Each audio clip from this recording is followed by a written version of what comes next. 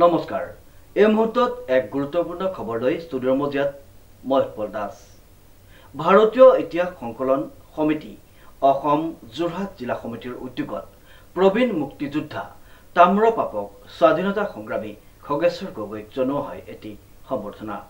নিউজৰ এক বিশেষ প্ৰতিবেদন ভাৰতীয় ইতিহাস সংকলন সমিতি অসম যোৰহাট জিলা সমিতিৰ উদ্যোগত প্ৰবীণ মুক্তিযোদ্ধা তাম্ৰপাপক স্বাধীনতা সংগ্ৰামী খগেশ্বৰ গগৈক জনোৱা হয় এটি সম্বৰ্ধনা উল্লেখযোগ্য যে 9 আগষ্ট শুক্ৰবাৰে ভাৰত ত্যাগ আন্দোলন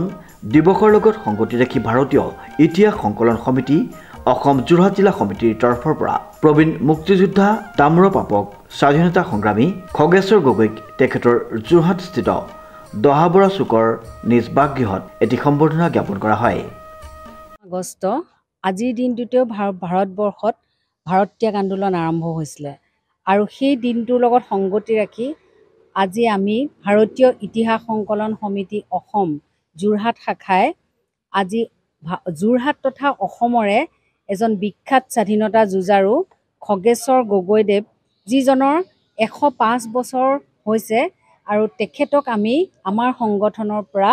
আমি তেখেতৰ ওচৰত শ্ৰদ্ধা নিবেদিবলৈ আহিছোঁ আৰু তেখেতৰ এই যোৰহাট জিলা তথা অবিভক্ত শিৱসাগৰ জিলাত এই ভাৰত ত্যাগ আন্দোলনৰ তেওঁ নেতৃত্ব বহন কৰিছিলে আৰু তেখেতে এই উপলক্ষে অনুষ্ঠিত হোৱা অনুষ্ঠানত প্ৰথমে মুক্তিযোদ্ধাগৰাকীক ভাৰতীয় ইতিহাস সংকলন যোৰহাট জিলা সভাপতি অসীম কুমাৰ বৰাই অসমীয়াৰ স্বাভিমান এখনি ফুলাম গামোচাৰে সম্বৰ্ধনা জনোৱাৰ লগতে এখনি সম্বৰ্ধনা পত্ৰৰে তেখেতক শ্ৰদ্ধা জ্ঞাপন কৰা হয় সম্বৰ্ধনা গ্ৰহণ কৰাৰ পাছতেই তেখেতে স্বাধীনতা সংগ্ৰামৰ বহুতো অবিস্মৰণীয় কাহিনী বৰ্ণনা কৰে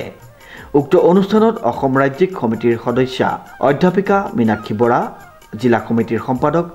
ডক্টৰ হেমন্ত বৰা উপসভাপতি ডক্টৰ ৰিমেন বৰদলৈ কেন্দ্ৰীয় কলেজৰ বুৰঞ্জী বিভাগৰ অধ্যাপিকা নিবেদিতা বৰুৱাৰ লগতে জিলা সমিতিৰ কেইবাগৰাকীও সদস্যই অংশগ্ৰহণ কৰে